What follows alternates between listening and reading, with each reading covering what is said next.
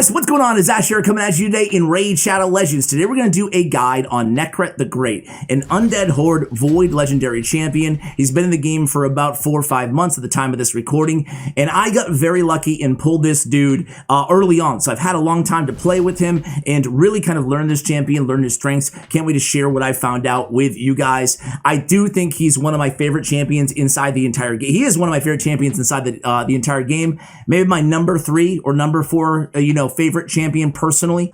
Do I have to tell you guys who's number 1 is? No. Hell no. Nekhret the Great. Let's take a look at his skills here, guys. First of all, aesthetically, very cool looking champion. They absolutely killed it on this design, as they pretty much do every design. He has his staff awkwardly inside that dude's mouth, but no big deal. So look at the shield. Look at the shield. I love the shields lately, man. Aesthetically, very, very pleasing champion. I'm a big fan. So on his A1, attack one enemy 3 times. Immediately, we're thinking Giant Slayer here. Each hit has an independent 30% chance when booked of placing a decreased attack, excuse me. Very, very good because it cannot be resisted. That way, you don't have to build him with any accuracy, okay? On his A2, that's his only debuff that he brings to the table. On his A2, teams up with allies to attack one enemy. All allies under ally protection buffs placed by this champion will join the attack, allies joining using their default skill. So an ally attack on a 4-turn cooldown, but it gets better once we read the passive. 1 second on that. His third active ability and final active ability, and look at these books. Dude, they need to make more champions like Nekhret the Great, am I right? 1 level, 1 book on the A3, 1 book on the A2, and 5 levels, I believe, yeah, on the A1. That's it. No levels on the passives at all. Man, that's more like it. None of the 16 legendary books for 1 champion, you know? That's like what? $500? But then at the end of the day, you could just farm the books. Oh, no, you can't. You can't farm books. You can't farm books. You just gotta buy them. You just gotta buy the books or hope that you beat the clan boss on Ultra Nightmare 100 times to farm enough books to book up 1 legendary champion. Rant over. Disturbing infusion, excuse me. Plays a block debuff, ally protect, and a strengthen on any ally for 3 turns on a 3-turn cooldown. The ally protection cannot be removed, okay? Passive number 1. Whenever an ally is attacked while under an ally protection buff placed by this dude, places a shield buff on that ally equal to 30% of this champion's max HP for 2 turns. Occurs only if they don't have another shield buff on them placed by him. So very, very cool, and also decreases the cooldown of this champion's Legion of the Damned skill by 2 turns. So Legion of the Damned is his ally attack. So it's going to be a 2-turn reduction on a 4-turn cooldown that keeps more ally attacks happening every, all the time, essentially. Passive number 2 places a block. This is an important one. Arise my minions. No cooldowns on these passives. Just happens every time. Plays a block debuff buff and a strengthen buff for 3 turns on the ally with the lowest max HP at the start of every round. Also places a 50% ally protection buff on them for 6 turns that cannot be removed. This happens before anything else happens in battle. Very, very strong kit. Let me go ahead and illustrate why he's so good. And let's start with the arena. Actually, let me show you my build first. Shame on me, right? You have a lot of options when building this champion. A lot of people just go for high defense gear. Some people go for resist gear on this champion, especially for PvP in the arena. I went with a shield set because think about it again, on Unsleeping Aegis, we have the shield is based on his max HP anyway, and you know me, always looking for more shield value. For Masteries, you have options on this dude. A lot of people go defensive tree, and they go with Unshakable, the resist mastery. I went offense. I really wanted to pick up that Giant Slayer because I'm not just using him in PvP. However, I am using him on my main team inside the arena, in Platinum tier as well, Gold, Platinum. You can put him on Speed, Nuke, Arena teams. I'll show you that in just a second here. So I like getting a little bit of damage from him. If I was just using him in the arena, I would probably go defense tree instead of offense, not looking for a ton of damage out of him. But because I am using him against all of these bosses, I think I'm using him against like 4 or 5 bosses on Doom Tower. Well, I do want that extra damage on the 3-hitter on this A1, so I go Giant Slayer. Support tree to me is a no-brainer on this champion. You don't care about accuracy at all. We don't need it. Again, harkening back to his A1. Instead, let's go for more HP. Let's go for all the shield masteries. Excuse me for being in front of it. all the shield masteries, right? Rapid response is good on him. We have healing savior, increase the value of shield buffs on this champion by 10% if the ally has 40% HP or less. We have increase the shield value of stun, sleep, freeze, fear, true fear. You guys get it, right? And then lasting gifts, the chance to extend the duration of his strengthen, his block debuffs, his ally protect, everything is valid there on lasting gifts, a very important mastery to pick up for Nekhret the Great. So again, in terms of artifacts here, I love the build that I have on my Nekhret here. I use him again on all the Doom Tower hard bosses, so I have pretty good gear on him. Apologies for that, but I will have some free-to-play friendly teams around him on the Doom Tower hard bosses that we illustrate in today's video. But, you know, as the premise with any champion that I share here on the channel, guys, you know, whatever gear you have, I'm going to give you a bunch of options. The premise is still the same in terms of what you're prioritizing stat-wise. So for him, I want a lot of speed. And you guys know I mentioned this on my top 15 champions I maxed out recently video, but I'm really trying to prioritize speed, especially on my support champions, especially on my ally attack champions. So his base speed is all right at 97. So I really looked for a lot of speed. I looked for HP because I have him in a shield set after all anyway. And I looked for defense because with all those ally protects, he's going to be taking a ton of damage, soaking up 50% of the other damage of allies, you know? So really important to have that too. So again, trying to get some crit rate on him as well. And here's how I built him. Now, there's so many different ways to build this champion, but me, I went with shield gear. And what I was looking for is I focused on just defense on the top half, you know, and then accessories, I focused on just HP. I didn't care about crit damage. I really just cared to get his crit rate as high as I could. So I'm looking for crit rate substats here. So you'll see a lot of crit rate, a lot of crit rate, a lot of speed and crit rate essentially is what I looked for. Speed and crit rate on all of the artifacts that I could possibly get it on. Speed on my boots, defense on my chest, defense on my gauntlets. So instead of like a nuker build, instead of going crit damage on the gauntlets, I looked for the crit rate elsewhere, but I snuck in a defense. HP would have been fine too, but I felt like 75k HP is okay for the shield set. And then I want some defense for all those ally protects that he's going to be taking damage from, okay? And then as I told you guys, I went with HP, HP, HP. HP, HP, HP. So I'm picking up a lot of HP. I'm looking for sub rolls of HP as well, where I can find it here. So again, 26% HP on the substat here. So really, really good ring. Even though it is a rare, it still is definitely going to be exactly what we're looking for. So I really love this build, but if you didn't put him in a shield set, that's fine. Just go defense, prioritize D. He has a lot of HP anyway, and his shields are based on HP, so I would definitely put an HP ring on him at the very least. I don't feel like we need crit damage on the amulet, so I would go HP there, kind of regardless, but the rest is up to you guys. So that's how I have him built out for today's video. Let's start out in the arena. So again, guys, if I was going in the arena with just an arena build, I'd probably go with Unshakable Mastery, but let's go ahead and see how she does here. So look at these teams. Odds are, I don't have a very fast Arbiter for, you know, for this range of team power.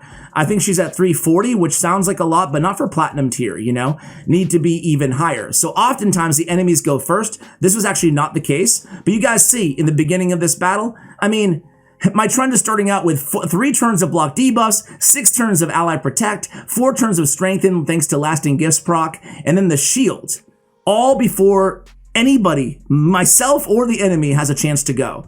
So now, I mean, that's it, you know? And I just farmed this team on auto. They actually cut in line, and they removed buffs. So wait a second here. Wait a second. But I still think she's fine because of that shield and ally protect. The bombs won't kill her. So let's see. Are you ever going to go, Trunda?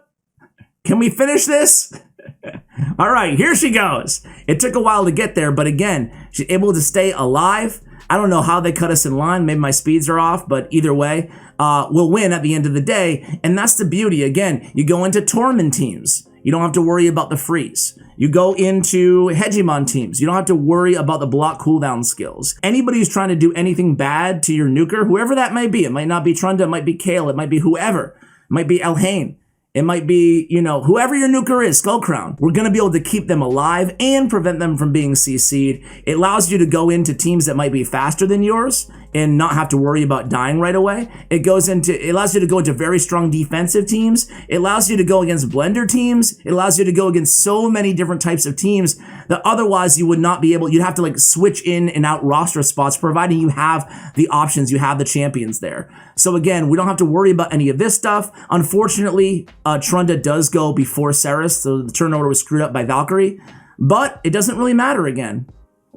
I mean, it's a beautiful thing to have Nekhret the Great, and this is why not everybody, but a lot of people who own Nekhret the Great are using him in Platinum Tier Arena. He's really, really a game changer for your Arena team, and it allows you to even farm, like forget pushing Platinum, just farming, like what are 99% of players who are actually playing the Arena concerned about? Just farming medals quickly. It allows you to not have to make substitutions and or avoid teams with Tormund, which are pretty much everywhere in Gold Tier Arena, especially now that Arena is so much more difficult, right? So if you do get lucky enough to pull the Void Legendary Nekhret the Great, it gives you that big luxury in terms of not having to worry about half of these Arena teams. So I'm going to come back to you guys and move over to Doom Tower. You guys can see we've got this one under control. We have to put up with all these revive on deaths from Cardio though, so be right back. All right guys, so there it is. Took him down, and you know what? I lied. I want to go against one more all-out blender team. All-out blender to see how we do, to see if we can stay alive. I imagine they'll go first. Let's see, can we stay alive here? Here it comes. Boom, boom, boom, boom. Of course, look at her, look at Trunda. That was just a retribution proc. But look at Trunda. She's barely untouched. Look at Nekhret's health. Very low because of all that ally protect that he took off of Trunda, right? But at the end of the day, you know, we withstood the big blow from the opponents. They go first. Blender teams are not a worry. This is the ally protect, this is the ally attack from Nekhret. And yeah, it just, I mean, it's so good. It's so nice to go into these teams and not have to worry. You don't need that big shield Mountain King or that big shield Krisk or whatever on your team. Okay, let's go into Doom Tower. As I told you guys, I want to show you him with like more free-to-play friendly teams. So we have Reliquary Tenders, Solar Drakes. You're still holding on. Let go. And we have Drexstar Blood Twin, who you can farm off of Tag Team Arena battles. You just have to, you know, fight 150 million battles, and you'll have your own Drexstar Blood Twin summon. And then we have Fenax on the team, the only, I guess, you know, non-free-to-play champion, but he has a very hard-hitting A1, and that's what I'm looking at, right? I'm looking at more fragile champions, meaning low HP, so we can put the ally protect and all these buffs on them, right? And the ally attack, right? I'm looking for those hard-hitting A1 champions on the team, and this is, you know, whether it's Krila Witcharm, whether it's Nekhret the Great, you'll see a big value surge in not only all these champions with awesome passives like Scylla Drakes, like Doom Priest, like Rector Drath, but also like Drexstar Blood Twin, but also on champions with hard-hitting A1s like Turvold and Fenax, right? Because Harking Greatblade, you know, whoever you have, right? Champions with hard-hitting A1s are really going to help you a lot because right now, ally attack is super meta right now for Doom Tower. So let's go ahead and come at you guys when we get to the Griffin. All right, guys, so here we are at the Griffin, and, you know, I'm going to take it off auto for a second here. You guys can see how it works. First of all, you can see we have the ally protect on 2 champions right now because he already autoed into an ally, or he starts each round, excuse me, already placing one. You can see he's low on health again, which is nice to have a healer or 2 on the team, so the Drakes and Reliquary Tender. Even if he does die, we have 2 revivers in those same champions as well. So this is, you know, how it kind of works, right? So Legion of the Damned, we know that we're not going to be killing this Griffin, so we can go into that first, right? And we'll have 3 allies join the attack. And then he gets an extra turn automatically, so we can put somebody else under the ally attack. And I think I'm actually going to go ahead and put and redo it on Drexstar right now. And that's how it works, right? That's like the amazing synergy. And you also look at the team, and you'll look at all the shields on the ally attack champions as well, right? He's putting those shields up. See those shields? Those fresh shields on all those champions we had ally attack on? Because they were attacked while under his ally protect, and I keep saying ally attack when I mean ally protect. You guys get the point. I apologize. But because of that, it's just really, really nice, right? It's really nice to help just keep everybody alive with all those shields. It's a great passive. It's just one of the coolest overall kits when we talk about support and we talk about overall synergy, right? Look at how hard those A1s hit from Fennex. Fennex is also my debuffer on this team. He has decreased speed and decreased defense on his A3, so it's really nice to have, even though he dies there. But again, we have 2 revivers, not a big deal if people die on a squad when we have Syl and we have Reliquary. But this is the type of team that I think is really meta right now, because you can use a team like this not just against the Griffin, but you can use it against almost all the Doom Tower bosses. Granted, not every single champion, depending on affinity, but this sort of a format of team works really, really well. We're actually going to go ahead and play it against the Magma Dragon as well, although I do use the same sort of team against the Griffin. What I'm going to do is just show you my teams, but I'm not going to show you every run, just so you guys can get an idea. So this is, you know, it did pretty well. And he put out, what, 283,000? A lot of that was from, obviously, the Giant Slayer procs on his A1. All right, so going against a Magma Dragon here, guys, same sort of a concept here on floor 20 hard. We have some heal support, some passive support in Doom Priest and Syl the Drakes. We have Fennex because of his A1, and we also have Armiger because of his A1 also. Nice choice. So again, same sort of idea. I'm going to come back at you guys when we get to the Dragon. All right, guys, and again here at the Magma Dragon, you don't want to use HP burn champions, so next no Drexstar on this team, excuse me. So we're just relying mainly on the you know, the later rest and the A1 of Armiger and the A1 mainly of Fennex to do the most of the damage. He has this ability where he'll essentially remove any HP burn. If you look at the last kind of paragraph, remove any HP burn debuffs and replace them with continuous heals. So we don't want Drexstar obviously on the Magma Dragon, but you can see a team like this very, very effective, guys. It's, I mean, he's a beast. If you're watching this far and you have him, congratulations. And it's just, the reason I want to do a guide on him, not just because it's a 10-time event, just because he's one of my favorite Void legendaries that's ever, you know, been released. My favorite legendaries that's ever been released, because he's unique and he's a lot of fun and he's really good. Namely because of not just the Ally Protect, but just how it synergizes with both of his passives. Whether it's Arena or PvE, hopefully this video has given you a good kind of barometer on what to expect from Nekhret the Great. Again, if you pulled him, congrats. If you want a text guide on Nekhret the Great, check it out on a Yumi Love that will be posted in the description below. And I guess we'll go ahead and end it here, guys. We're making quick work of this Magma Dragon with all this ally attack.